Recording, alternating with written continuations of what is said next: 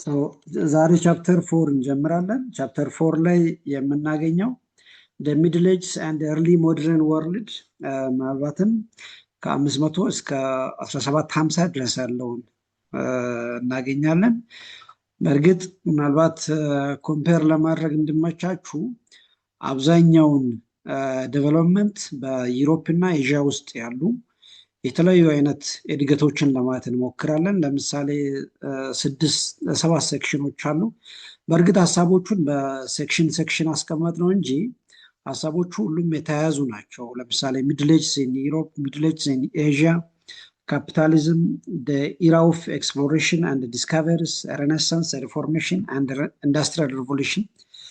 እነዚህ በአንድ ታሪክ ቋት ውስጥ የሚታወቁ ናቸው። እነዚህ ከ3 እስከ 7 ያሉት በ15ኛ ሴንቸሪ ከ15ኛ ሴንቸሪ እስከ 18ኛ ሴንቸሪ ድረስ ያሉ ነገሮችን የያዘ ነው። ካፒታሊዝም፣ ኤክስፕሎሬሽን፣ ዲስካቨሪስ፣ ሬኔሳንስ፣ ሪፎርሜሽን ይሄ በአንድ የታሪክ ዘመን ላይ የሚታወቁ አይዲያዎች ናቸው። ነገር ግን ከዛ በፊት the age of like middle age in Europe and middle age in Asia የሚሉ ሁለት ዋና አንኳር የታሪክ ዘመናትን ለማንሳት እንሞክራለን። በመጀመሪያ ደረጃ እስቲ ሚድል ኤጅ ኢን ዩሮፕ ምን እንደሚመስል ለማየት እንሞክር። ይሄ ሚድል ኤጅ ኢን ዩሮፕ የሚለው ሀሳብ ብዙ ጊዜ ከ500 ኤዲ እስከ 1500 ኤዲ ድረስ ያለውን ዘመን ያካትታል። በዋናነት በዩሮፕ ውስጥ ያለውን ከ500 ኤዲ እስከ 1500 ኤዲ ድረስ ያለውን ዘመን ያጠቃልላል። ይህም ዘመን በዋናነት የሚታወቀው ምናልባት ዳርኬጅ በመባል ይታወቃል። ኦፍኮርስ ዳርኬጅ አሁን በቀጣይ ስላይድ ላይ ያሳያችኋለሁ ዳርኬጅ ማለት እንደሆነ። ኢት ከቨርስ the period from the fall of the Western Roman Empire። እንደሚታወቀው የሮማን ሲቪላይዜሽን ወይም የሮም ስልጣኔ የሚባለው በሁለት ይከፈላል። የዌስተርን ሮማን ኢምፓየር እና የኢስተርን ሮማን ኢምፓየር በመባል ይታወቃል። ዌስተርን ሮማን ኢምፓየር ወይንም ዌስተርን ዩሮፒያን ኢምፓየር ይባላል አንዳንድ ጊዜ። ይህኛው ዘመን በተለይ አብዛኛውን የጣሊያን ስልጣኔ በምዕራብ አውሮፓ ውስጥ ያለውን የሚያጠቃልል ነው። ያም በጣሊያን፣ በፖርቹጋል፣ በስፔን፣ በፈረንሳይ እና በተወሰነ መልኩ በጀርመን አካባቢ ያለውን ያንን ያጠቃልላል። ይሄ ዌስተርን ሮማን ሲቪላይዜሽን የሚባለው። ከዛ በመቀጠል የዌስተርን ሲቪላይዜሽን በተለይ ከ1500 እስከ 1500 ድረስ ሙሉ በሙሉ መዝለቅ አልቻለም። ምክንያቶቹን ቀጣይ ላይ እናነሳለን።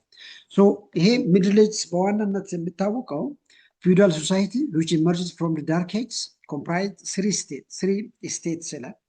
ይሄ በሚድል ኤጅ ወይንም በዳርክ ኤጅ ላይ 3 አይነት ማህበረሰብ ተፈጥሮ ነበር በአውሮፓ ውስጥ ማለት ነው። የመጀመሪያ ክሌሬጅ የሚባለው ነው። ይሄ የቤተክርስቲያን አገልጋይ ወይንም የቤተክርስቲያን መሪዎች በመባል ይታወቃሉ።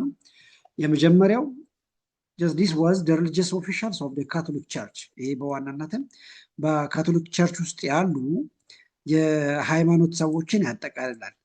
primarily who lead spiritual life በዋናነትም የሃይማኖትን ስራ ወይንም የሃይማኖትን ተግባራትን የሚፈጽሙ and which influence education and the politics of the Europe, particularly the Western Roman Empire። እንደምታውቀው ዌስተርን ሮማን ኢምፓየር በአብዛኛው በካቶሊክ ስልጣኔ ጫና ያለበት ነበር። ካቶሊክ ምናልባት በመሰረታዊነት የሃይማኖት አስተምሮ ነው የነበረው። ሆኖም ግን አብዛኛውን የትምህርት የተለያዩ አይነት አስተምሮችን፣ የተለያዩ አይነት ፍልስፍና፣ የተለያዩ አይነት የፖለቲካ አስተሳሰቦችን ኢንፍሉዌንስ ያደረጉ ነበር። ይሄኛው የክለርጂ ግሩፕ ኦፍ ሶሳይቲ ይባላል በሚድል ኤጅ ላይ በአውሮፓ ከተፈጠሩ ማህበረሰብ። ሁለተኛው ፊውዳል ሎርድስ የሚባለው ነው። just they were powerful land owners who control land። ይሄ በዋናነትም መሬትን የተቆጣጠሩ የፊውዳል ግለሰቦች ማለት ነው። and rule over peasants በተለይ ገበሬዎችን የሚቆጣጠር and owned loyalty and military service to higher nobles or the kings። ይሄ በዋናነት የግብርና ዘርፍ ላይ የተሰማሩ ሰዎችን የሚቆጣጠር ፓርቲኩላር ላይ የገጠሩን ማህበረሰብ ተብሎ የሚጠራው። አንድ ሶስተኛ ማህበረሰብ በሚድል ኤጅ ላይ አውሮፓ ውስጥ ከተፈጠሩ ማህበረሰብ ሶስተኛ ቬዘልስ የሚባሉ ነው። they were the individuals who received land from the feudals። እንደምታውቀው ምናልባት በኢትዮጵያ ታሪክ የሚታወቃል የመሬት ከበርቴውና ጭሰኛ የሚባል የስርዓት ነበር ኢትዮጵያ ውስጥ። ጭሰኛው ምንድን ነው የሚያደርገው? ልክ ከከበርቴው ወይንም ከፊውዳሉ መሬት ተቆርሶ ይሰጣል። እነዚህ ቫዛልስ በመባል ይታወቃል። በሚድል ኤጅ በአውሮፓ ውስጥ ከተፈጠሩ ክላስ ኦፍ ሶሳይቲ እነዚህ ሶስቱ ይታወቃሉ። ቫዛልስ፣ ፊውዳል ሎርድስ አንድ ክሌሬጅስ። እነዚህ ቫዛልስ የሚባሉት ከነዚህ ከፊውዳል ሎርድስ መሬት ተቆርሶ ይሰጣቸዋል ወይም መሬት ላይ እንዲሰሩ መብት ይሰጣቸዋል። ነገር ግን ያመረቱት ምርት ወዴት ነው የሚሄደው? ለእነዚህ ለፊውዳል ሎርዶች ይሄዳሉ ማለት ነው። በሚድል ኤጅ ላይ በአውሮፓ ውስጥ ከተፈጠሩ የማህበረሰብ ክፍሎች እነዚህ ሶስቱ ይጠቀሳሉ። ክሌሬጅ፣ ፊውዳል ሎርድስ አንድ ቫዛልስ በመባል የሚታወቁ ማለት ነው። ፊውዳል ሲስተም ዋዝ ኦፕሬሲቭ። እንደምታውቀው ይሄ የፊውዳል ስርዓቱ በአውሮፓ ውስጥ በጣም ጨቋኝ በዝባዥ የሚባል አይነት ሆኖ እናገኛለን። አንድ ኤክስፕሎቲቭ፣ እነዛን ሰዎችን ወይም ቫዛልስ የምንላቸውን ወይንም ጭሰኞችን በጣም በከፍተኛ መጠን የሚጨቁኑ በጣም በከፍተኛ መጠን የሚያሰሯቸው ሆኖ እናገኛለን። the Byzantine Empire was the continuation of the East Roman Empire። of course ስለ ባዛንታይን ኢምፓየር ምናልባት መጨረሻ አካባቢ ላይ እናነሳለን እዚህ ላይ። ሚድል ኤጅ በአውሮፓ ውስጥ የሚታወቁት በእነዚህ ካራክተሪስቲክስ ነው። ሩራል ሶሳይቲ በስፋት መፈጠሩ፣ እነዚህ ሶስት አይነት ማህበረሰቦች በአውሮፓ ውስጥ መፈጠራቸው፣ የክሌሬጅ፣ ፊውዳል ሎርድስ አንድ ቫዛልስ የሚባሉ በአብዛኛው ይሄ በአውሮፓ ውስጥ በተለይ በሚድል ኤጅ የሚታወቁ ሶሳይቲዎች ናቸው። ከነዛ ውስጥ አንደኛው በጣም ጎልቶ የሚታወቀው ዳርኬጅ የሚባለው። ዳርኬጅ የሚባለው ምንድን ነው? አውሮፓ ውስጥ እንደሚታወቀው ከሚድል ኤጅ ወይንም ከዳርኬጅ በፊት ወይንም ከ500 ኤዲ በፊት አውሮፓ ውስጥ በጣም ገናና የነበሩ ስልጣኔዎች ነበሩ። በተለይ የሮም ስልጣኔ እና የግሪክ ፍልስፍናዎች። እነዚህን በብዙ ቦታዎች ልትሰሙ ትችላላችሁ። አይ ቲንክ ባለፈውም በተወሰነ መልኩ ለማንሳት ሞክረናል። በተለይ የዩሮፒያን ሲቪላይዜሽን ላይ የነ ሮምን፣ የነ ጣሊያንን፣ የነ ግሪኮችን ስልጣኔ ለማንሳት ሞክረን ነበር።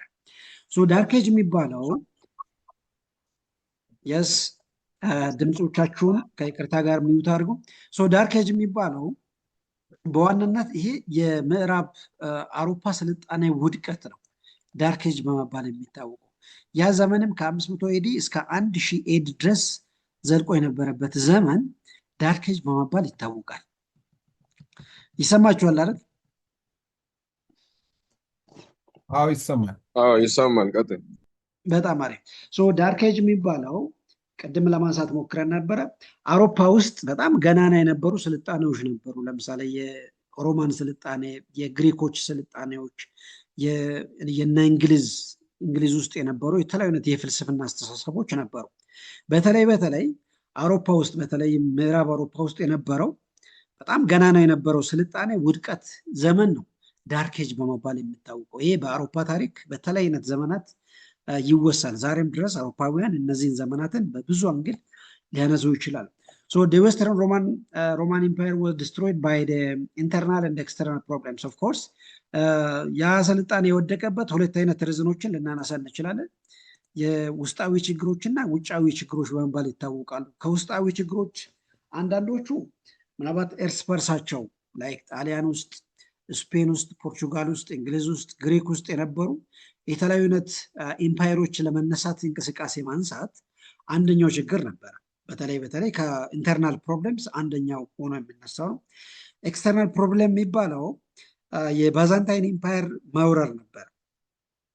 ባዛንታይን ኢምፓየር ወይም የዛሬው ቱርክ ብለን የምንጠራው ማለት ነው። በተለይ ኢስተርን ሮማን ኢምፓየር ማስፋፋት ጀምሮ ነበር። በምዕራብ ላይ ስልጣኔ ውድቀት ሲያሳይ በምስራቅ ላይ ስልጣኔዎች ማበብ ጀምሮ ነበረ። በተለይ የባዛንታይን ኢምፓየር መጀመር ማለት ነው። ስለዚህ ከዚህ አንጻር የዳርኬጅ ወይንም የሮማን ስልጣኔ ውድቀት በእንደዚህ ሁለት ምክንያቶች ጀመረ ማለት ነው። እንደ 5th century AD ያ ማለት በ500 ኤዲ ማለት ነው። ፊፍዝ ሴንቸሪ የምለው So it was invaded by the Anglo-Saxons and Franks from the German tribes, Huns and Magrians from the Asiatic tribes. ይሄ ኢንተርናል ፕሮብሌምስ በመባል ይታወቃል። በተለይ አውሮፓ ውስጥ የሚኖሩ የተለያዩ አይነት ማህበረሰብ በተለይም ከጀርመን መነሻ ያደረጉ የተለያዩ አይነት ስልጣኔ ፈላጊዎች የጣሊያንን ወይንም የሮማን ስልጣኔ ወረው ነበር። በዛ ምክንያት የሮማን ስልጣኔ ውድቀት መነሻ ሆኖ ነበር ነው። So the Greco-Roman civilization also declined because of the society became rural and cities declined. Feudalism became the socio-economic and political order. እንደሚታወቀው ከ500 ኤዲ በፊት አውሮፓ ውስጥ የተለያዩ አይነት ከተሞች መመስረት ጀምሮ ነበር። የተለያዩ አይነት ስልጣኔዎችን ሰዎች ጀምሮ ነበር። ፍልስፍና፣ በስነ ጽሁፍ፣ በፖለቲካ ያስ በማህበራዊ ዘርፎች አዳዲስ ነገሮች ጀምሮ ነበር። ነገር ግን ልክ ፊውዳሊዝም ስርዓት ማበብ ሲጀምር ያ የከተማ ህይወቱ ምን ሆነ? ወደቀ ማለት ነው። የፊውዳሊዝም ስርዓት ዋና የፖለቲካልና የኢኮኖሚ መሰረት ሆነ ማለት ነው። እንደምታውቀው ፊውዳሊዝም ዋና መሰረቱ ምንድነው? ግብርና ነበር፣ ገጠሩ ማህበረሰብ ነበር። ስለዚህ ሰዎች ከተማን ማሰብ ትቶ ወደ ገጠር አካባቢ መፍለስ፣ ወደ ገጠር አካባቢ ላይ አብዛኛውን እንቅስቃሴ ሲያደርጉ የከተሞች የስልጣኔ መነሻ የነበሩ ቦታዎች እየተረሱ መጡ ማለት ነው። ስለዚህ ዳርኬጅ የመጣው በእንደዚህ አይነት ምክንያቶች ነው ማለት ነው። ዳርኬጅ የምለው በዋናነት የግሪኮችና የሮማን ስልጣኔ መውደቅን ነው ማለት ነው። ፊውዳል ሶሳይቲ የምለው ቅድም ያነሳናቸው ናቸው። በተለይ ዌስተርን ዩሮፕ ውስጥ የነበሩ የፊውዳል ሶሳይቲ፣ ይህም ገጠሩን መሰረት አድርጉ ሶሳይቲዎችን ነው ፊውዳል ሶሳይቲ ብለን የምንጠራው። the ruling class was composed of kings፣ ነገስታት ይኖራሉ በመሪ ማህበረሰብ ውስጥ፣ ኖብልስ፣ ናይትስ፣ ሶልጀርስ and higher clerics። እነዚህ የተለያዩ አይነት ግለሰቦችን ያካትታ ነው። ለምሳሌ ንጉስ ይኖራል ከላይ። አይ ቲንክ ያንን ሶሳይቲ በአጠቃላይ እዚህ ጋር ማለት እንችላለን። ከላይ ንጉስ ይኖራል፣ ከታች በተለይ ለመንግስት ታዛዥ የሆኑ ሎያል የሆኑ ግለሰቦች ይኖራሉ፣ ሚሊተሪ ግለሰቦች ይኖራሉ። ይሄ ለመንግስት በጣም ቅርብ የሆኑ። ከዛ በታች ያሉ በተለይ በሚሊተሪ ውስጥ ተሳትፎ የማያደርጉ ነገር ግን ከገጠሩ ማህበረሰብ ሚሊቴሪውን ሰብስቦ አምጥቶ ለመከላከያ ወይንም ለጦር ኃይሉ የሚያደራጅ ግለሰቦችን እናገኛለን። በታች በአብዛኛው የምናገኘው ፒዛንትስ ወይንም ቫዛልስ ብለን የምንጠራቸው። ይሄ ለአብዛኛው አውሮፓ ውስጥ አብዛኛውን ማህበረሰብ የሚያጠቃል ማለት ፒዛንትስ ብለን የምንጠራቸው። ስለዚህ ከዛ አንጻር አውሮፓ ውስጥ የነበሩ የፊውዳል ሶሳይቲ እነዚህን ክላሶችን ያጠቃልላል። ኦፍኮርስ እዚችም ጋር ለማንሳት ሞክረናል። አውሮፓ ውስጥ የነበሩ የፊውዳል ሶሳይቲ ውስጥ እነዚህ ሶስት ግለሰቦችን እናገኛለን። በሃይማኖት ስር ውስጥ ያሉ ፊውዳል ሶሳይቲ እና ለነዚህ ለፊውዳል ወይንም ለመሬት ከበርቴ የሚታዘዙ ፒዛንትስ ወይንም ቫዛልስ ብለን የምንጠራቸው እነዚህ ሶስት ካቴጎሪዎችን ማግኘት እንችላለን። ኦፍኮርስ እዚህ ጋር ሶስቱን ነው የምናሳየው። እዚህ ፒዛንትስ ወይንም ቫዛልስ፣ ሂር ዞስ ቫዛልስ ሚሊተሪ ኦፊሻልስ። እዚች ላይ በጣም ለመንግስት ቅርብ የሆኑ ቤተሰብ ሊሆኑ ይችላል። እዚህ ጋር እናገኛለን። መጨረሻ ላይ ንጉሱን የምናገኝበት ማለት ነው። ይሄ በአውሮፓ ውስጥ በጣም ታዋቂ የነበሩ የሶሻል ሳግሪጌሽን የሚያሳይ ነው ማለት ነው። ከዛ በመቀጠል ባዛንታይን ኢምፓየር የሚባል ኢምፓየር ተመሰረተ ማለት ነው አውሮፓ ውስጥ። ይሄ ባዛንታይን ኢምፓየር ብዙ ጊዜ የሚታወቀው ኢስተርን ሮማን ኢምፓየር በመባል ይታወቃል። ወደ ዌስተርን ሮማን ኢምፓየር ሲወድቅ የኢስተርን ሮማን ኢምፓየር እንደገና ማበብ ጀመረ ማለት ነው። በመሰረቱ ይሄ ባዛንታይን ኢምፓየር የጀመረው ዛሬ ቱርክ ብለን የምንጠራው አካባቢ ላይ የጀመረ ስልጣኔ ነው። ይሄ ባዛንታይን ኢምፓየር ተብሎ የሚጠራው በእርግጥ በዋናነት የባዛንታይን ኢምፓየር ዋና መሰረቱ ቀድሞ የነበረውን የሮማን ስልጣኔ ማስቀጠል ነበር። ራይት ልክ ዌስት ላይ የወደቀው ሮማን ሲቪላይዜሽን ወደ ኢስት መጥቶ በባዛንታይን ኢምፓየር ላይ እንደገና ማበብ ጀምሮ ነበር። ዋና ሰንትሩንም ኮንስታንቲኖፕል፣ ይሄ ዛሬ ኢስታንቡል ወይንም ቱርክ ውስጥ ኢስታንቡል ብለን የምንጠራው አካባቢ ነው ኮንስታንቲኖፕል የምንለው። ኮንስታንቲኖፕል የባዛንታይን ኢምፓየር ካፒታል ሲቲያቸው ነበር which is the major political center, economical and political center of the Byzantine Empire. So the empire preserved the Roman laws, Greek culture and the Christian religion. Yes, እዚች ላይ ታዩታላችሁ። ዋና ማሰሪያ ሀሳቡ እዚች ላይ ነው ያለው። የባዛንታይን ኤምፓየር ዋና ሮል የነበረው ምንድነው? የሮማን ስልጣኔን ማስቀጠል ነበር። የግሪክን ካልቸር፣ የግሪክን ስልጣኔ፣ የተለያዩነት የክርስቲያኒቲ አይዲዮሎጂን ማስቀጠል ነበር። በተለይ የካቶሊክን እምነት ማስቀጠል ነበር። ባዛንታይን ኤምፓየር ያንን ያደረገው።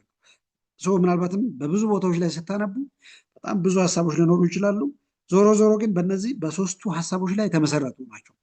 የሮማን ስልጣኔ ማስቀጠል፣ የግሪክን ካልቸር ወይንም የግሪኮችን ፍልስፍና ማስቀጠል እና የካቶሊክን እምነት ማስፋፋት ነበረ የባዛንታይን ኤምፓየር ዋና ዓላማ።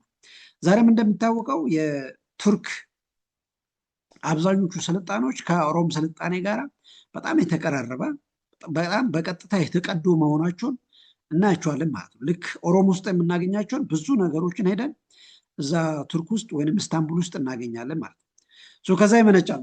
ባዛንታይን ኤምፓየር ዋዝ ኢስት ሮማን ኤምፓየር ይላል። እንደምታወቀው ባዛንታይን ኤምፓየር በሌላ አነጋገር ኢስት ሮማን ኤምፓየር እንደማለት ነው። which continued after the fall of the west roman empire ልክ የምዕራብ ሮማን ኤምፓየር ከወደቀ በኋላ ያ እንደገና አስተሳሰቡ በኢስት የቀጠለበት እንደማለት ነው። the orthodox church was officially separated from the roman catholic church። እዚህ ላይ አንዱ ትልቁ ነገር ምንድነው? የኦርቶዶክስ ቸርች ከሮማን ካቶሊክ ቸርች የተለየበት። ያስ ቱርክ ውስጥ ዛሬ በስፋት የምናውቀው የኦርቶዶክስ እምነትን ነው። በኦሮሞ ውስጥ የምናውቀው ግን የካቶሊክ እምነትን በስፋት እናውቃለን። ይሄ ነው እንግዲህ በስልጣኔ ትንሽ ልዩነቶችን ማግኘት የምንችለው። it becomes national church of the empire and support the emperor here የካቶሊክ የሮማን ኦርቶዶክስ ቸርች የኦርቶዶክስ ቸርች which becomes the official religion of the Byzantine Empire። የኦርቶዶክስ የእምነቱ በዋናነት የባዛንታይን ኢምፓየር ኦፊሻል የገቨርንመንት ቸርች ሆኖ ተመሰረተ ማለት ነው። ነገር ግን በሮማን ስልጣኔ በተለይ በዌስት ሮማን ኢምፓየር ላይ የምናውቀው ምንድን ነው? ካቶሊክ እምነት ነበር። እስካሁንም ድረስ ያንን ገናናነት ነው የምናውቀው። ራይት እንደዛ አይነት ልዩነቶችን ማግኘት እንችላለን። ምንድናቸው ዋና ኪ ፊቸሮቹ በባዛንታይን ኢምፓየር ላይ የነበረው ኪ ፊቸርስ ምንድናቸው? strongly centralized government lead by the emperor like Justinian the first። በዋናነት መንግስቱ የሚመራው በሴንትራላይዝ በሆነ መሪዎቻቸው ነበር። creation of the Justinianism code which influenced the modern legal system of the Turks and development of the Eastern Orthodox Church። እዚህ ጋር አንዱ ትልቁ ለውጥ የሚባለው ይሄ ነው። ከዌስተርን ሮማን ሲቪላይዜሽን በኢስተርን ሮማን ሲቪላይዜሽን ላይ ያለው ትልቁ ለውጥ ምንድነው? የኦርቶዶክስ እምነት መወለድ ነበረ። yes በሮማን በዌስት በተለይ ዌስተርን ሮማን ሲቪላይዜሽን ላይ የነበረው ምንድነው? በጣም በስፋት ካቶሊክ እምነት ነበር። ነገር ግን የዌስተርን ሮማን ሲቪላይዜሽን ከወደቀ በኋላ የሮማን ስልጣኔ ወደ ኢስት ሲሸጋገር አዲስ እምነት ክሬት አድርጎ ነበር። ያም የኦርቶዶክስ እምነት ማለት ነው። and strategic locations boosted trade between Europe and Asia። እንደምታወቀው የባዛንታይን ኢምፓየር በኢስት እና በዌስት በጣም ትልቅ የንግድ ሰንሰለት እንዲፈጠር ምክንያት ነበር ተብሎ ይወሰዳል። because ከዚህ አንጻር የምዕራብና የምስራቅ አውሮፓ ስልጣኔ ምናልባትም በጣም በስፋት የተራራቀ እንዳልሆነ በደንብ ለማየት እንችላለን ማለት ነው። ምክንያቱም የምዕራብ ስልጣኔ ሲዳከም ያ ስልጣኔ በቀጥታ ወደ ምስራቅ መጥቶ ነበር። ያ ደግሞ በምዕራብና በምስራቅ ላይ ሰፊ የንግድ ልዩነቶች እንዲኖር ምክንያት ሆኖ ነበር ማለት ነው። ስለ ባዛንታይን ኢምፓየር እንግዲህ ይህንን ይመስላል። በመጨረሻም የባዛንታይን ኢምፓየር አወዳደቅ ላሳያችሁ። ባዛንታይን ኢምፓየር እንግዲህ የወደቀው በዋናነት የፐርሺያዎች ሲወሩ አረቦች እና በተለይም በቱርክ ውስጥ የነበሩ የተለያዩነት ሰዎች ያንን ስልጣኔ በመቃወም ወይም በዙሪያ ሌሎች ስልጣኔ እያበቡ ሲመጡ መዳከም ሲያሳይ የባዛንታይን ኢምፓየር ወደቀ ማለት ነው። አይ ቲንክ ስለ ፔርሺያን ሲቪላይዜሽን አንዳንድ ነገሮችን ለማንበብ ሞክሩ። እኔ ሃይላይት አሁን እነግራችኋለሁ። ፔርሺያንስ የሚባሉት ዛሬ ኢራን ብለን የምንጠራቸው ማለት ነው። የስ ኢራኖች ዛሬ አይ ቲንክ በብዙ መንገድ ልትሰሙ ትችላላችሁ። በፔርሺያን ሲቪላይዜሽን የሚባለው ዛሬ ኢራን ብለን የምንጠራው አካባቢ ነው። እዛ አካባቢ ላይ ሌላ ስልጣኔ በስፋት ሲጀምር የባዛንታይን ኢምፓየር ላይ ጫና ፈጥሮ ነበረ። የስ እነዚህ የድንበር መስፋፋቶች ሲያሳዩ ነበረ። የስልጣኔዎቻቸውንም ማስፋፊያ ሲያደርጉ ነበረ። ያ ነገር በባዛንታይን ኢምፓየር ላይ ጫና ሲፈጠር በመጨረሻም ወደ አወዳደቁ ሄደ ማለት ነው። ሌላኛው የአረብ ስልጣኔ መጀመር ነው። አረቦች እንደምታውቀው በዙሪያ ላይ በተለይ ፔርሻዎችንም ጭምር አረቦች ማስፋፋት ሲጀምሩ ራይት በባዛንታይን ኢምፓየር ላይ ከፍተኛ የሆነ ጫና ሲያሳድር ነበረ። አረቦች የምንላቸው ለምሳሌ ከሳውዲ አረቢያ ከተለያዩነት ከገልፍ አካባቢዎች ስልጣኔዎች ማበብ ሲጀምሩ ወደ ምስራቅ አውሮፓ ውስጥ መስፋፋት ሲያሳይ ነበር። ያንን መቋቋም አልቻለም። በመጨረሻም የባዛንታይን ኢምፓየር ስለ አወዳደቁ ምናልባትም የፐርሺያንስ እና የአረብ መስፋፋት እንደ ምክንያት ይወሰዳል ማለት ነው። በመጨረሻም በ1453 ላይ ኮንስታንቲኖፕል በኦቶማን ተርክስ ሲወድቅ ላስትሊ የባዛንታይን ኢምፓየር ወደቀ ማለት ነው። ላስትሊ ምናልባት ያ ስልጣኔ ኦፍኮርስ ለኦቶማን ተርክስ እንደ መነሻው ነበር። ያን ስልጣኔ በተወሰነ መልኩ ስጠቀሙበት ነበር። ለምሳሌ ከሃይማኖት ከባህል አንጻር ያን በመጠቀም አካባቢ መቆጣጠር ችሎ ነበረ። this is all about for the Byzantine Empire and ሌላኛው የሚድል ኤጅስ በኤዥያ ውስጥ ያለውን ነው የምናየው። ሚድል ኤጅስ እንግዲህ በአውሮፓም በኤዥያም የተለያዩ ገጽታዎችን እናገኝበታለን። ኤዥያ ብለን የምንጠራቸው እንግዲህ በተወሰነ መልኩ ከአረብ ጋር ያሉና እዛው ኤዥያ ውስጥ ያሉ የተለያዩ ስልጣኔዎችን ለማሳየት ኢስላም ቢጋን አረቢያን ፔንሱላ with the life and the teaching of the Prophet Muhammad in Mecca. The Arab Caliphates developed a high civilization. እንደሚታወቀው የእስልምና እምነት ይሰማችኋል አይደል? ይሰማል። በጣም አሪፍ። የኤዥያን ሲቪላይዜሽን መነሻ የሚያደርገው በዋናነት ከእስልምና ሃይማኖት መስፋፋት ጋር አንድ ላይ ነው። ከእስልምና ሃይማኖት ጅማሮ ጋር አድርገን ልናሳየው እንችላለን። ልክ የባዛንታይን ኢምፓየር በ1453 ላይ ከወደቀ በኋላ ቱርኮች የራሳቸውን አካባቢ በፊት የነበረውን የክርስትና እምነት በተለይ የካቶሊክን የኦርቶዶክስን እምነት የሚፈታተነው የተለያዩ አይነት እንቅስቃሴዎች ነበሩ። በተለይም የእስልምና ሃይማኖት መስፋፋት እንደምታውቀው ኦቶማን ተርክስ ዛሬም በስፋት እንደሚታወቀው የሙስሊም ሪሊጅን በስፋት የሚደግፉ የሚከተሉ ናቸው። ልክ ቱርክ አካባቢ ላይ የጀመረው የእስልምና ሃይማኖት አይሜን መስፋፋት ያሳየው የእስልምና ሃይማኖት አይ ቲንክ የእስልምና ሃይማኖት በዋናነት የጀመረው አረብ አካባቢ ነው። ከዛ አካባቢ ወደ ቱርክ ከሄደ በኋላ በጣም በስፋት መስፋፋት ጀምሮ ነበር።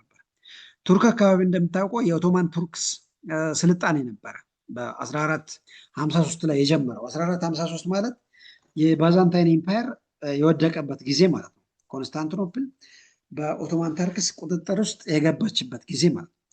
ስለዚህ ኦቶማን ቱርኮች ደግሞ በመሰረቱ የእስልምና ሃይማኖት ደጋፊዎች ናቸው።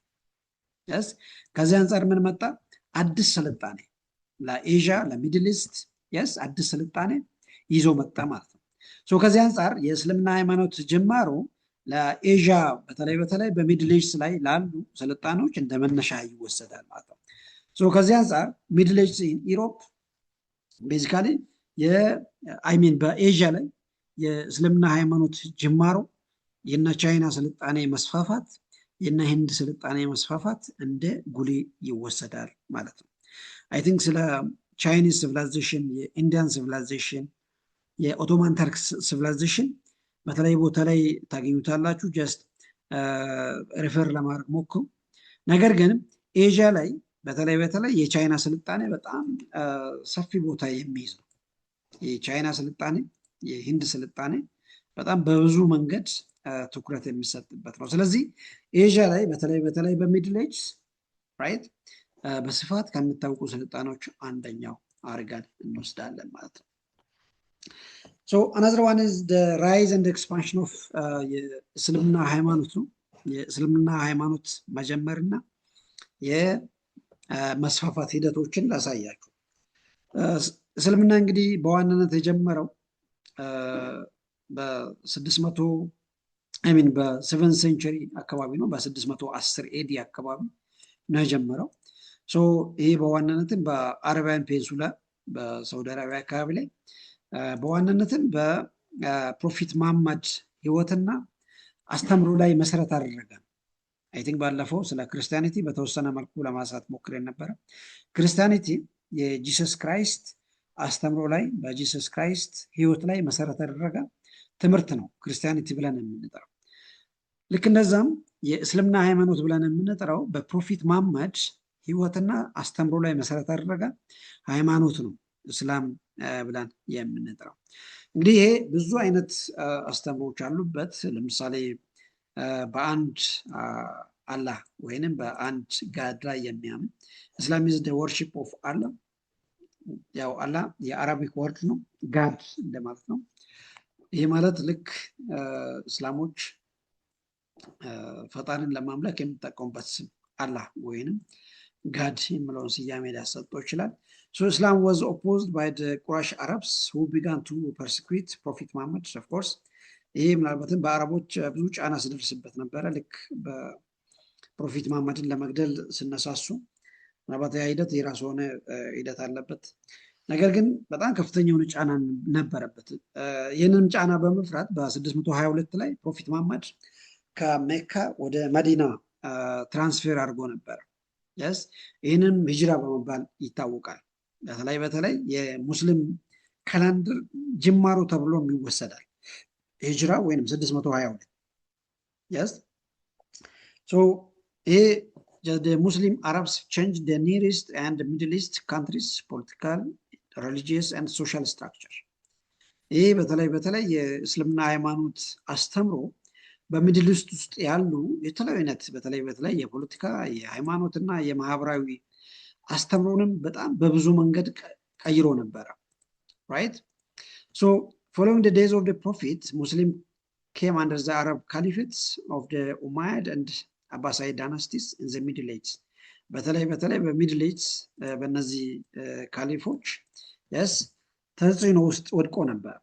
So the days of prophet was followed by the great Arab conquest, establishing a Muslim Arab empire from North Africa and Spain and the west to Central Asia in the east። ዛሬም እንደምታወቀው በሰሜን አፍሪካ ራይት ለምሳሌ እንደና ግብፅ፣ ሊቢያ፣ ሞሮኮ በእነዚህ አካባቢዎች ላይ በጣም በስፋት ተስፋፍቶ ነበረ። ይሄ በኖርዝ አፍሪካ አካባቢ ላይ ስፔን አካባቢ እና ሚድል ኢስት ውስጥ በተለይ ገልፍ ሀገራት ብለን የምንጠራቸው እንደና ኩዌት፣ ኳታር በነዛ አካባቢዎች በሳውዲ አረቢያ አካባቢ፣ በቱርክ አካባቢ በስፋት የእስልምና ሃይማኖት መስፋፋት ነበር። ይሄ የሙስሊም ሪሊጅን መስፋፋት የሚድል ኢስቱን ወይንም የኤዥያውን አብዛኛውን የፖለቲካ የኢኮኖሚና የማህበራዊ ዘርፎችን አስተሳሰብ በሰፊው ቀይረውት ነበር። ስለዚህ የእስልምና ሃይማኖት በሚድል ኤጅ ላይ በተለይ በኤዥያ ትልቅ ኢንስትሩመንት ሆኖ አገልግሏል ማለት ነው። አብዛኛው የፖለቲካ አብዛኛው የኢኮኖሚ አብዛኛው የፍልስፍና አስተሳሰቦችን በብዙ እጥፍ ተቀይሮ ነበር። በፊት ከነበረው በተለይ ኢስቶሪያን ሮማን ሲቪላይዜሽን ተላቀው የራሳቸውን የአረብ ስልጣኔዎችንም መሰረት አድርጎ እንዲመሰረት አድርጎ ነበር ማለት ነው። ከነዛ ውስጥ አንደኛው የቻይኒዝ ዳይናስቲ ነው። ዳይናስቲክ ሳይክል ቻይና። ይሄ ምናልባት በቻይና ውስጥ የተለያዩ ዳይናስቲዎች ልክ አንዱ ሲወድቅ አንደኛው እየተመለሰ የሚፈራረቁበት ሂደቶች ነበሩ። ቻይና ውስጥ ብቻም አይደለም፣ በጃፓን፣ በኮሪያ እና ኢስተርን ኤዥያ ላይ በስፋት የነበረው የዳይናስቲ ሳይክል ለማሳየት ማለት ነው። በተለይ የቻይና ዳይናስቲ በጣም ከሚወቀስበት ነገሮች አንደኛው በጣም በኮራፕሽን የታወቀ እንደሆነ ማለት ነው። ምናልባት ስልጣኔዎቹ በስፋት በዓለም ላይ እንዳስፋፋ በቻይኒዝ ዳይናስቲ ዘመን ላይ የነበሩ ሰዎች በኮራፕሽን በጣም የተዘፈቁ መሆናቸው ምናልባትም የቻይኒዝ ዳይናስቲ በኤዥያ እና በሚድል ኢስት ውስጥ በስፋት እንዳይታወቅ እንደ መንስኤ ይወሰድ ነበር ማለት ነው። So another most interesting issue here was the development of early capitalism ወይንም የካፒታሊዝም ጅማሮ ነው። በእርግጥ ካፒታሊዝም ምናልባት የአማሪክ ኤግዛክት ትራንስሌሽኑ ብዙ ላናገኝ እንችላለን። በአማርኛም ካፒታሊዝም ብለን ነው ምናልባት ልንጠራው የምንችለው። but when we say about capitalism, it was the development from the previous systems used to accumulate capital and large productivity capacity rather than invest in economically and productive enterprises such as pyramids and cathedrals. ካፒታሊዝም የምንለው ልክ ሰዎች ራይት ሀብት ማከማቻት ምናልባት ልክ ካፒታሊዝም ከመጀመሩ በፊት ካፒታሊዝም ምናልባት ጽንሰ ሀሳቡ በዋናነት ከ14ኛው ሴንቸሪ ጀምሮ ነው ዓለም ላይ መስፋፋት ጀመረ የሚባለው። ነገር ግን ቀደም ብሎ በ14ኛው ሴንቸሪም ላይ መነሻ ያሳይ ነበር። ነገር ግን የካፒታሊዝም ጽንሰ ሀሳቡ ለመጀመሪያ ጊዜ ሀሳብ የመጣው ከ1500 ጀምሮ ነበር። የካፒታሊዝም ዋና መሰረቱ ምንድነው? ግለሰቦች ሀብት ማከማቻት መቻል፣ ፋብሪካ መመስረት። እንግዲህ ከካፒታሊዝም በፊት ፊውዳሊዝም ስርዓት ነበረ። በፊውዳሊዝም ስርዓት ላይ ግለሰቦች ሀብት መያዝ ማከማቻት አይችሉም። መንግስታት ናቸው የሀገሪቷን ሀብት በስፋት የሚቆጣጠሩት። ግለሰቦች ላይ ብዙ መብት አይሰጣቸውም ነበር። ያ ሲስተም ተቀይሮ ልክ ከ1500 ጀምሮ ምን መጣ? ግለሰቦች ሀብት ማከማቻት፣ ፋብሪካ መመስረት፣ ኢንቨስት ማድረግ፣ ሀብት ማፍራት የሚችሉበት ሲስተም ማለት ነው ካፒታሊዝም የሚባለው።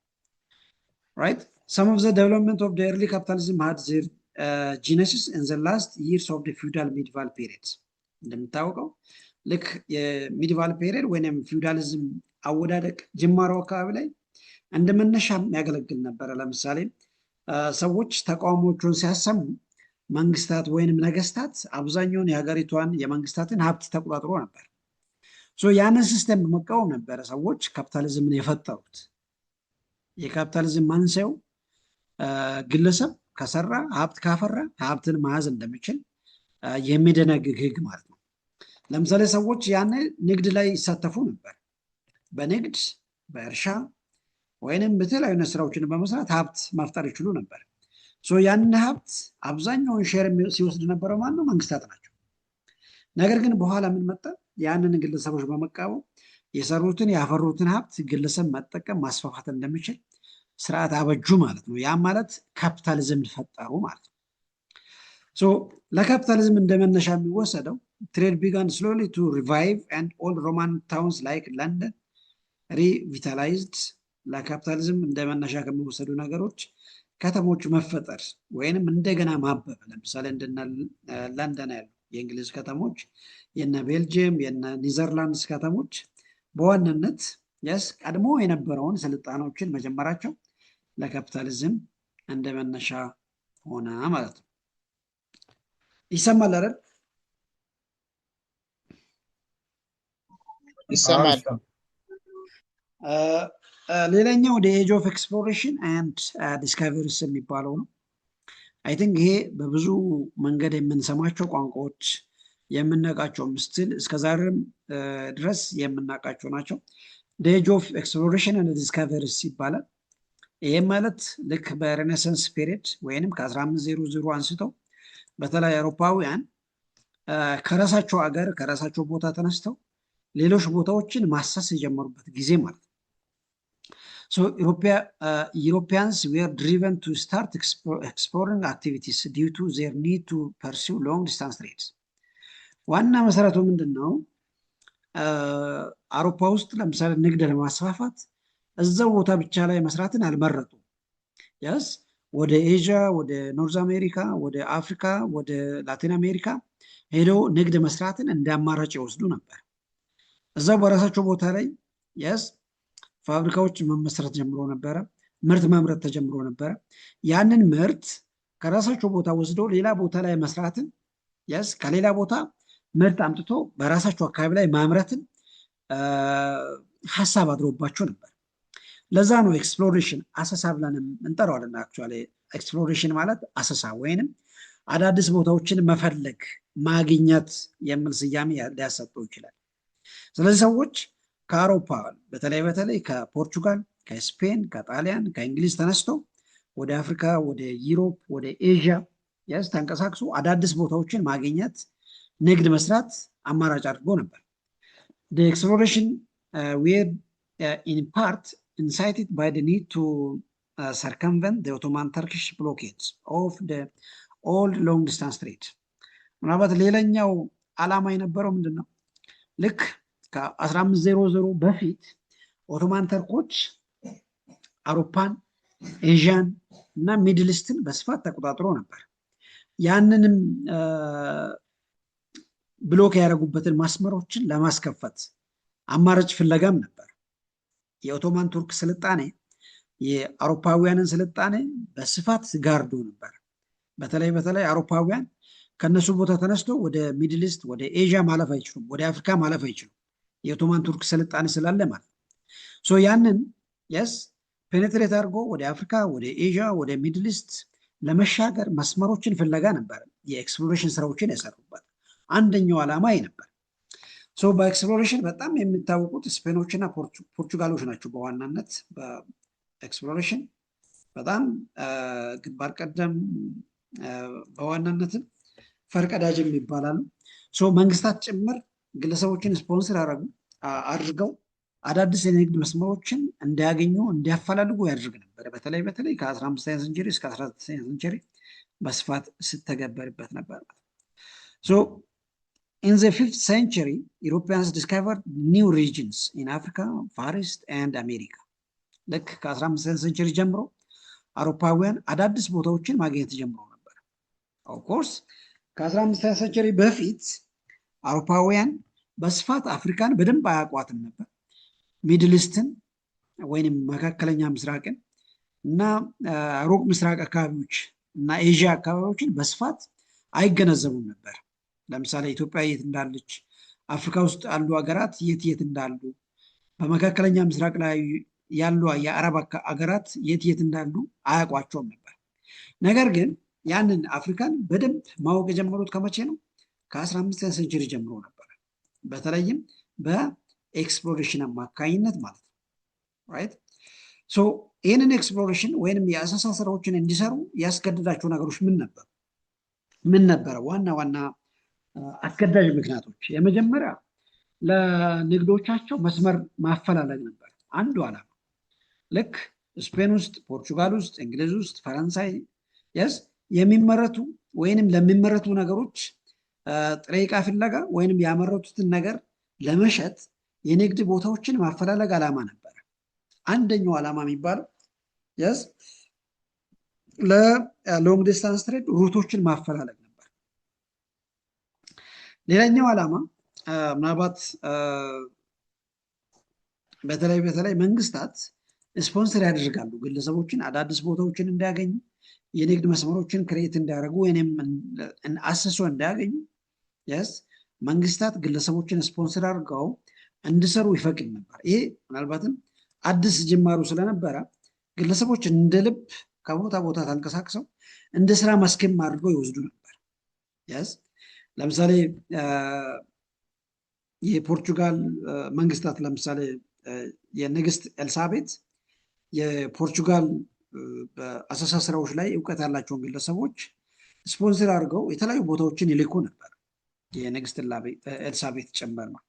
እነዚህ እንግዲህ ለኤክስፕሎሬሽን ስራ ዋና ምክንያት ተብሎ የሚወሰዱ ናቸው ማለት ነው። ይሄ ለምሳሌ እና ክሪስቶፈር ኮሎምቦስ ለምሳሌ አሜሪካ እስከ 1492 ድረስ በዓለም ላይ አይታወቅም። አሜሪካ የሚባለው አህጉር ወይም አሜሪካ የሚባለው አካባቢ ያው ተፈጥሮ ሊኖር ይችላል። አውሮፓዎች አያውቁም ነበር እስከ 1492 ድረስ ማለት ነው። ያስ ልክ ክርስቶፈር ኮሎምበስ ከአውሮፓ ተነስተው ያስ ወደ አሜሪካ ደርሰው ኢቨን ምንድነው ያለው በጽሁፉ ላይ ኒውላንድ ያስ ኒው ወርልድ አዲስ ዓላማ አገኙ ብሎ ነበረ ልክ ሲያሳውጅ ነበር። ስለዚህ ዋና ዓላማዎቹ እነዚህን አዳዲስ ቦታዎችን ማግኘት፣ ለምሳሌ እንደና ፈርዲናንድ ማጅላን ልክ ዓለምን ዞሮ የስ ከዩሮፕ ጀምሮ አፍሪካን አጠቃላይ ዞሮ የስ በመጨረሻ እስከ ስፔን ድረስ እስከሚመለስ ድረስ አውሮፓውያን ያንን አያውቁም ነበር። አፍሪካ፣ ሳውዝ አፍሪካ የሚባሉ አካባቢዎችን ሶ the newly discovered lands were later conquered and become colonies of their sponsored governments. I think ባለፈው ስለ ኮሎናይዜሽን በተወሰነ መልኩ አንዳንድ ሀሳቦችን ለማንሳት ሞክረን ነበር። የስ ልክ በ1844 ላይ አውሮፓውያን አፍሪካን ለኮሎናይዝ ለማድረግ ሲመጡ መነሻ የነበረው ሀሳብ ልክ በእነዚህ ዘመናት ላይ የነበሩ ስራዎች ናቸው። ልክ ግለሰቦቹ አገኝተው የስ መስመሩን አሳይተው ካሄዱ በኋላ አውሮፓውያን ከ100 ከ200 ከ300 ዓመታት በኋላ ተመልሶ መጥተው ያንን አካባቢ ኮሎናይዝ ለማድረግ በቁ ማለት ነው። ሶ በአጠቃላይ ለኤክስፕሎሬሽን የነበሩ ዋና ኤጅ ኦፍ ኤክስፕሎሬሽን የነበሩ ዋና ምክንያቶች እነዚህን ይመስላሉ። አይ ቲንክ እነዚህ ሩቶች ናቸው እና ፈርዲናንድ ማጅላን የመጡበት ሩት ማለት ነው። የስ ለምሳሌ ክርስቶፈር ኮሎምበስ የሄደበት ሩት ይህን ይመስላል። ልክ ኖርዝ አሜሪካ ደርሶ ይታያል አይደል ስክሪኑ? ይታያል። በጣም አሪፍ። እነ ፈርዲናንድ ማጅላን ልክ ከስፔን ከፖርቹጋል ተነስተው የመጡበት ሩቶች ማለት ነው እነዚህ። ይሄ በቀጥታ ያን ያደርጉበት አይ ቲንክ እነዚህ መስመሮች እንደሚያሳየው ቀደም ተብሎ ኤዥያን ሚድልስትን ዳትማች ኢንተረስት አልነበራቸው። አብዛኛው የኤጅ ኦፍ ኤክስፕሎሬሽን ሀሳቡ የነበረው አዳዲስ ቦታዎችን ማግኘት ነበር። ኦልሬዲ እዚህ አካባቢ ላይ ምንም አይነት ቀስት አናገኝም አይደል?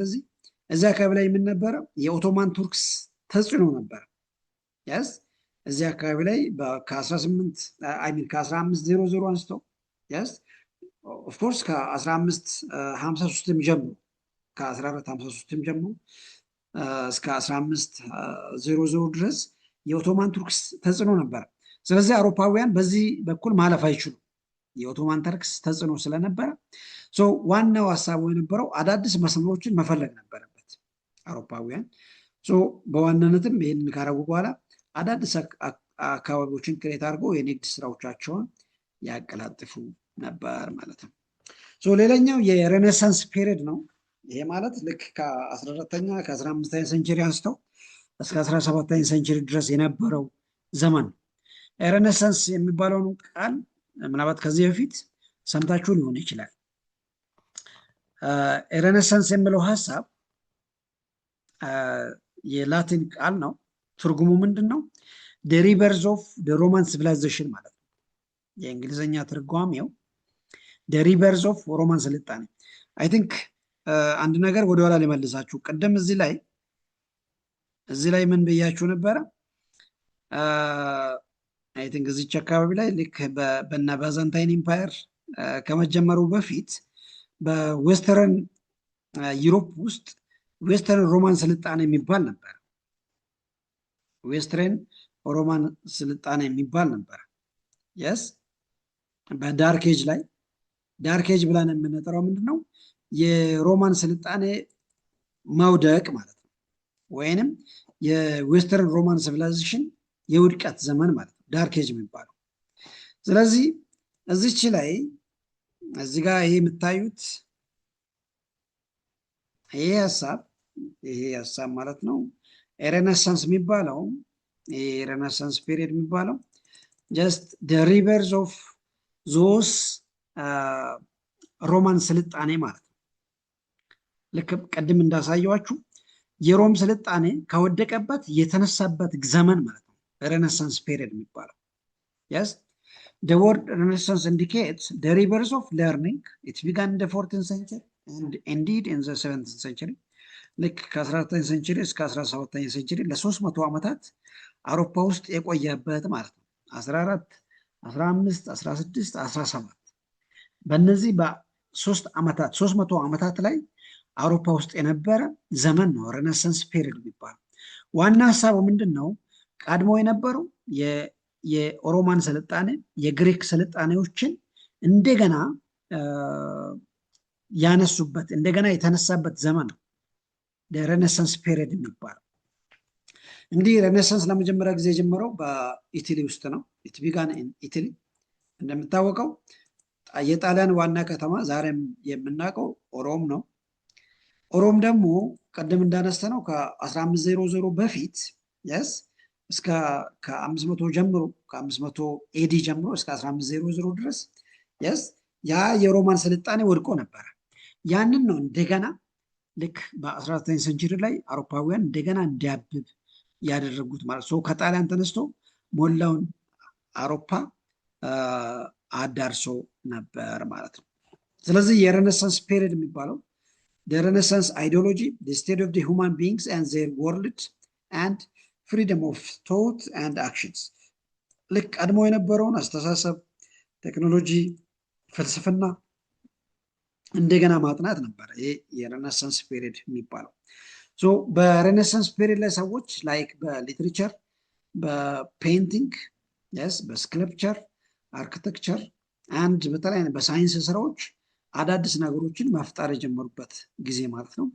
በዚህኛው ለምሳሌ እንደና ማርቲን ሉተር፣ እንደና ሊዮናርዶ ዳቪንቺ፣ ሚካኤል አንጀሎ ዋና ዋና ግለሰቦች ናቸው ያን የሬኔሳንስ ፔሪድን እንደገና እንዲያብብ ያደረጉ ግለሰቦች ማለት ነው። እነዚህ ግለሰቦች እንግዲህ የተለያዩ ስራዎችን በመስራት ይታወቃሉ። the first Renaissance was established essentially በዋናነት በከተማ አካባቢ ነው የጀመረው። second Renaissance was an age of recovery from the disaster of the 14th century ልክ በዳርክ ኤጅ ላይ የነበረው ውድቀት ነው እንደገና እንዲያብብ ያደረጉት። ሌላኛው አዲስ ነገር ምንድነው? just during the Renaissance period new view of human beings emerged as people in the Italian Renaissance began to emphasize ኢንዲቪጁዋል ኤቢሊቲ ልክ ግለሰቦች የየራሳቸውን ጥረት የየራሳቸውን አስተሳሰብ በደንብ እንዲያሳዩ በተለይ በፍልስፍና፣ በፖለቲካ፣ በኢኮኖሚ፣ በስነ ጽሁፍ እንደገና እንዲያብብ ያደረጉበት እንደማለት ነው።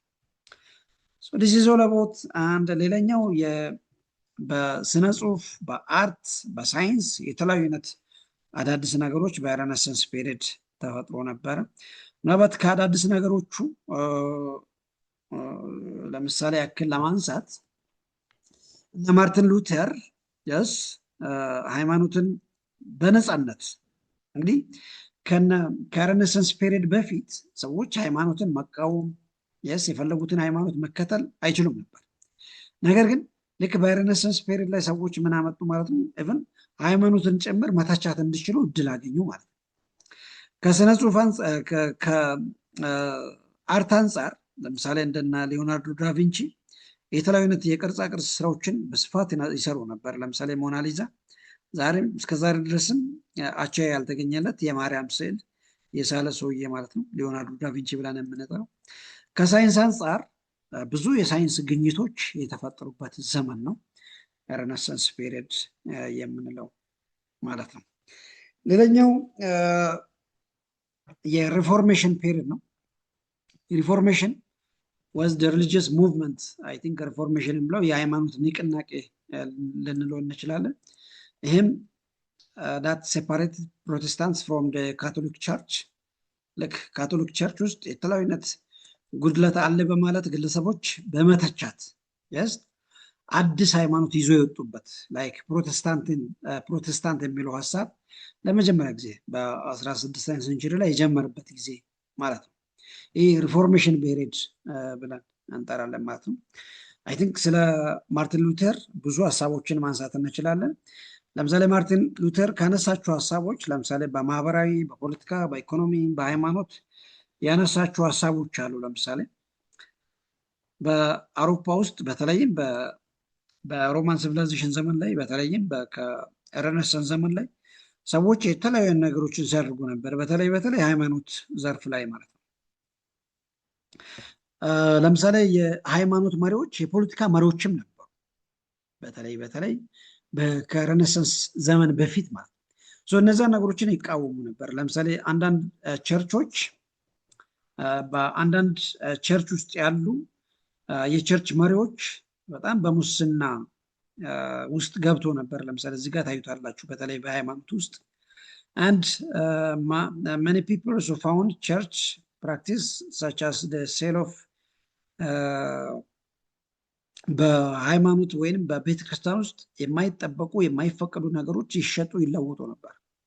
yes እነዚህ ነገሮችን በመቃወም ነበር እና ማርቲን ሉተር ፕሮቴስታንቲዝም ወይንም ሪፎርሜሽን ከመጡ በኋላ አዲስ ሃይማኖት ለዛሬ ፕሮቴስታንቲዝም ብለን የምንጠራውን ሃይማኖት የፈጠሩት ማለት ነው። ሌላኛውና የመጨረሻው የዛሬ ዲስከሽን ኢንዱስትሪያል ሪቮሉሽን የሚባለው ነው። ኢንዱስትሪያል ሪቮሉሽን እንደሚታወቀው ለመጀመሪያ ጊዜ የጀመረው በእንግሊዝ ውስጥ ነው። yes ልክ የኢንዱስትሪያል ሪቮሉሽን ልክ ሰዎች በእጅ የሚሰሩትን ነገር yes በማሽን ብዙ ስራዎች በማሽን መሰራት የጀመረበት ጊዜ ማለት ነው። የኢንዱስትሪ አብዮት ለመጀመሪያ ጊዜ የተጀመረው በእንግሊዝ ውስጥ ነው ብሪቴን። ከዛ በኋላ ነው እንግዲህ ወደ ተለያዩ የአውሮፓ ሀገራት መስፋፋት የጀመረው ማለት ነው። አውሮፓ ለመጀመሪያ ጊዜ በእጅ የሚሰሩ የተለያዩ ስራዎችን በማሽን መስራት የጀመሩበት ጊዜ ማለት ነው። yes ይሄ በተለይም የግብርና ስራዎችን የተለያዩ አይነት የመገልገያ እቃዎችን ሰዎች በማሽን መስራት የጀመሩበት ጊዜ ነው። ይሄ ኢንዱስትሪ አብዮት በመባል የሚታወቀው። it began in Great Britain ለመጀመሪያ ጊዜ በ1780 አካባቢ ነው በእንግሊዝ ውስጥ የተጀመረው። ከዛ በኋላ ያ የኢንዱስትሪ አብዮቱ ከእንግሊዝ ተነስቶ ወደ ተቀሩ የአውሮፓ ሀገራት ማስፋፋት ጀምሮ ነበር ማለት ነው። ዛሬ ዓለም ላይ የምናውቃቸው የተለያዩ አይነት የማሽን ስራዎች ለመጀመሪያ ጊዜ የተጀመረው በ1780 አካባቢ ነበር ማለት ነው። ከዛ በኋላ ላይክ የጥጥ ምርቶች ተሰብስበው ሰዎች ልብስ ማምረት yes በፋብሪካ ውስጥ የተለያዩ አይነት የማሽን ስራዎች የተጀመሩበት ጊዜ ማለት ነው። የዛሬ ዲስከሽን እንግዲህ ይህንን ይመስላል። ቀጣይ ስንገናኝ ስለ ፒፕልስ ኤንድ ስቴትስ ኦፍ አፍሪካ አይ ሆፕ የመጨረሻ ክላሳችን ሊሆን ይችላል። ምናልባት ካልጨረስን ሌላ ክላስ ልንጀምረው እንችላለን። አክቹዋሊ በቀጣይ ላይ በሁለት ወይ በአንድ ክፍል ጊዜም ልንጨርሰው እንችላለን። ይሄ ምናልባት ላንጉዌጅ ፒፕልስ ኢን አፍሪካ በተወሰነ መልኩ እንዳስሰዋለን ማለት ነው። የዛሬ ዲስከሽን አይ ቲንክ ይህንን ይመስላል። if you have any questions, just the time is yours now. ይሰማችኋል አይደል? አላችሁ? አለን ይሰማል። በጣም